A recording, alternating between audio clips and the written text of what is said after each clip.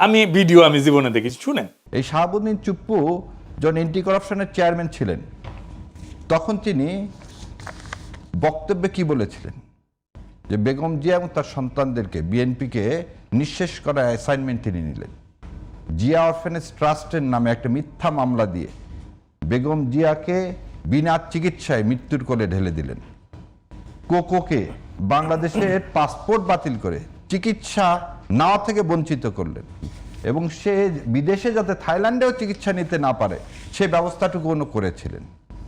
So তার পরিপ্রেক্ষিতে কি হলো, পৃথিবীতে সবচেয়ে ভারী বস্তু সন্তানের লাশ পিতা মাতার ঘাড়ে, সেই লাশটাও দেশনেত্রী বেগম খালেদা জিয়াকে বহন করতে হয়েছে।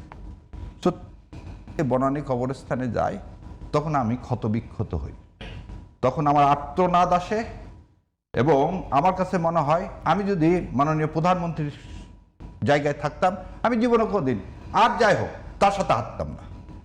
যে হত্যাকারীকে নিয়ে আমি ওই হত্যাকাণ্ডে যাব কেন? সে তো হত্যাকারী, সে হত্যাকারীর দোষক। এই হত্যাকারীর দোষককে নিয়ে আমি হাঁটবো কিভাবে, যার মধ্যে কোনো অনুশোচনা নাই?